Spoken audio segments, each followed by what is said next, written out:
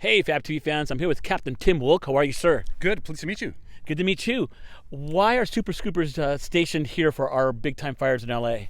The big thing with that is space for the airplanes. CAL FIRE decides where the resources go and where they're positioned. And the big factor here is just an airport with room at it, probably, I'm guessing. And Santa Maria here, lots of room, nice tanker base, and it's a good place to operate out of. The question I get from everybody is, why is it always yellow and red? That was the factory colors when they were first built in the early 70s, built by Canadair Bombardier in Canada, in Montreal. And this is the factory color, and it's this way for high visibility. Over a fire, you want to be able to see everything, see all the airplanes, and the brighter it is, the better you're going to see it. What's the hardest part about going through the smoke and dropping off this water and picking up the water? Tell me about how that goes. People tend to say, oh, that must be thrilling and exciting and all that stuff. Well, not if you're doing it right. You talk to anyone, if you're doing it properly, following procedure, following instructions, it shouldn't be that exciting. The biggest thing is keeping your place in line, being aware of your surroundings, being aware of your situation, who's in front of you, who's behind you, and not getting out of this system, not getting out of sync. You guys are always in tandem, I noticed. Well, we will operate like that most of the time. It allows for a little more intensity on the drops for the overhead person who's observing, who's in charge. And it also, if we have a lot of traffic over a fire, it works. We're in and we're out. And then a retardant machine can come, and then a helicopter machine can come, as opposed to being only a couple of minutes apart all the time. Then we clog up the whole works. I noticed you had a commander airplane. Is he the spotter, and is he always up in the air when the other two are up, or one is up? Yes, that's the air attack machine. It could be the commander. There's the King Air. There are some others. The person responsible for the whole fire, for our whole situation, is in there. Nothing gets done unless that person says so. No one moves unless that person says so. And that person is responsible for where the water goes, when the water goes there, when we show up, when we leave. That's the person in charge. I know you've seen this for like 40 years, but have you ever seen a fire like this in LA? Have you ever seen a fire like this? I've seen fires. I'm from Canada. I've seen fires in Canada that got into cities and destroyed a lot of property. Fort McMurray's one, Slave Lake, just Jasper, and last fall. But just the scale of this fire, the damage, there's no words for it. It's just unbelievable. It looks like a bomb was dropped. Yeah, it's. I keep seeing pictures on the news. The helicopters are finally getting over there to look at it and so on, and I can't get my head around it. It's unbelievable. It is unreal for me. And you've stood and you've seen it. You've been there. It's just. I've been there. My lungs still hurt from even just the aftermath of it. It's still going on, and it's incredible. It's the saddest thing I've ever seen in LA. Yeah, ever. It's horrible. It's absolutely horrible. Let's go over to the airplane details now. The official number, this is the 284 is a national number for which firefighting airplane this is. Columbia is the name that we give it at our company. We have Devil's Brigade. We have several other machines too. We have Matthew. We have Carmen. Gotcha. It's kind of cool. Okay. And what's up with all the stickers here? This is just places we end up going and passing through. It's just a way of keeping track where we've been. The thing that everybody wants to know all the time, where does the water go in? Where does the water come out? And I think it's right here, right? That is where it comes out. You know, on TV it looks this small, and in person it's huge. It is a lot bigger, isn't it? And that's the whole bottom of the tank. There's no edges or whatever. That's the bottom of the tank. And that's a vent is for when it's filling, that gives it somewhere to overflow. And when we're dropping, that gives it somewhere for air to come in, like you say, so it'll come out in a hurry.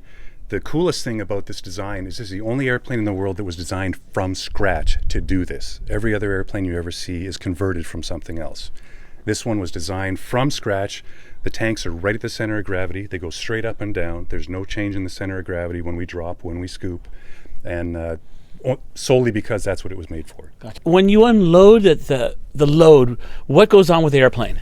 It's almost 12,000 pounds when we let it go. And in the manual, when I first started flying these almost 30 years ago, I was reading it and it said, when you release the load, there'll be a slight nose pitch up felt. And if you release the load and don't do anything about it, it's 6 tons almost. So it's a timing thing. When you push the button, you don't wait to feel it. You instantly have to give it a little forward push to balance it out. And it'll definitely go up. So I skydive, and we have a crew sometimes of 10 jumpers go out at one time, and I feel how the plane lets this load, and that's only 10 human bodies, and the plane does some funky stuff. So I can't imagine all this weight leaving the plane when it does. Yeah, it's just like I say, it's a timing thing. When you push the button, it's a little bit push forward and then back, and you kind of lose that timing over the winter, or I do. I find sometimes the first few drops I do every spring, I'll drop it and do whoa, this kind of thing, and then it comes back after a couple of shots. 2 tanks, 700 gallons each, and the water goes in through there. Oh. And there. We have 2 of those, not even as big as your hand, and we'll put 700 gallons through each of these in about 8 seconds. Wow. On the water, and it takes 5,000 horsepower to drag them through the water. Wow, that's amazing. Mm-hmm. So, and then once they're full, it'll overflow at the top. We have gauges in the flight deck to see. We'll snap them up, we'll accelerate, and we're back in the air. I can tell. By the way, I can see all the double riveting going on here. It's like really super built. It is a really, really sturdy airplane. It's typical mission. Andy and I'll go out, we'll do 20, 30, 40, 50 landings and takeoffs. And that's a lot more than most airplanes are built to handle. This kind of reminds me kind of a Warthog. Somewhat, yeah. I mean, just in the fact that it's overbuilt, just because of what it has to do. And yeah, it's built strong, not meant to be fast especially. It's made to be strong, durable, to lift a lot of weight, get rid of a lot of weight in a hurry, and move around as fast as it can while it's doing it. Amazing. Okay, let's go to the back of the plane. All right. Andy, you're doing a great job. Andy's awesome. Andy's not getting paid, by the way, so a total volunteer. So he has our admiration and respect. What does this say restricted right here? Why does this say restricted? This is a restricted category airplane. It's not like an airplane you get on at the, an airliner that you get on at the airport. It's not an experimental airplane that somebody built. Restricted category, like a lot of agricultural airplane, that's the category it's in. This is only to be used for the purpose of fighting fire. So no rides? No rides, no nothing. That's all it is. That was my next question. Yeah. Oh. Okay. And just see the N number here. So you got the N419BT, what, British Columbia? Now, what is the BT? Bridger tanker. Okay, gotcha. Bridger tanker, yeah. All right, let's go to the back of the plane. Let's go to the back. You know, I noticed that the back is squared off. By the way, it is, so watch this. It's something I noticed, right? Yeah. Why is this squared off right here? It's strong, it's sturdy. Like, if you look at it, it's entirely boxy. There's nothing really attractive about it. Yeah. As far as it's... It kind of reminds me of a German Junker. Yeah, it's a Junkers all the way. It's yeah. it's square, it's solid, it's the strongest structure you can put together for the buck, I guess. He knows his planes. I'm trying to give him all this aviation stuff. Oh, yeah. He knows. The Yonkers. When we get around the front, there'll be something else you'll notice. Bombardier and Canadair, who built this, well, Bombardier specifically, in the 60s and 70s, their other big thing was trains.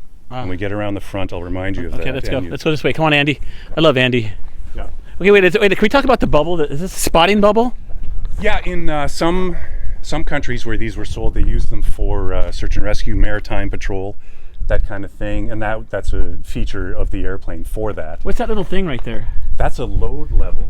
If we can fill this airplane from the outside. We rarely do it, but it's a requirement for us if we are filling it to have lights that tell the person who's operating it out here, who's doing the filling, what the level is inside. Okay. So what we'll have is green, red, what have you, to show the level for the person who's running the hose to fill on the outside. Like I say, we rarely will ever do that. Fill on the ground. So these shock struts also do something different, right? I mean, they pop up out and out of the way. Did I say out like a Canadian? Yeah, they get out of the way just nice. What happens is the elbow goes in there, the gear comes up, the whole main tire is still outside of the hull, just behind the screen there. Interesting bit of trivia here. If you'll come in here, Andy, a Canadian company built the landing gear that's on the lunar lander sitting on the moon to this day. Wow. Yeah, so okay, pretty cool. I also noticed your tires are great condition. I know you want to kick it. Do it. I don't want to kick it. I don't want to kick the tires. It's okay. I'm not buying it. Do it. I do it every morning. Okay. Let's go. There you go. Inspection process. Nice. Ooh. Sounds like I hit the moon. Okay, so here we have the same configuration, exact as the other side. 700-gallon tank here, doors on the bottom, vent on the top, scoop on the back. Okay, let's go to the front. Let's do it. All right, Andy. Well, you guys have a lot of downtime, so right? Well, sometimes, that's what I was saying. That's so this is kind of like this has a lot of boat features, like the strakes and everything, right? Exactly. It is a boat. The hull is meant to be in and out of the water. And if you look even up higher here, see how you can see the train design kind of? Yeah. Oh, it does look like a train. Kind of locomotive it does look like a train. Yeah. It sure does. It's square, just the way the windscreen is. What's these wires for? Just for towing? Like, what's the wires for? That's for an anchor. This is a boat. Oh, we have wow. anchors, we have lines, we have all that stuff. We have life jackets, we have life rafts. That hatch there is what will come in if we're ever using an anchor. That's a snubbing post for tying onto.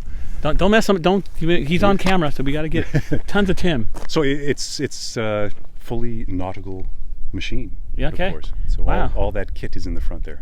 So cool. Okay, can we go inside? We can. Okay, that's what I've been wanting the whole time. I'm not gonna lie. Andy, you gonna be able to walk up with this? Well, I want all this footage. Let's go. I'm gonna go up first. Be sure to watch your head. Okay. As you get to the top. All right. I'll, Here we go. Going up. hang on. No. Oh, you got it? He'll just talk, so I can. People can hear me breathing. Oh. Okay. Here, Andy, hand it to me. So I get you guys going up. Come on, get up here. Oh, check this out. Oh, so cool. Look at here's the cockpit.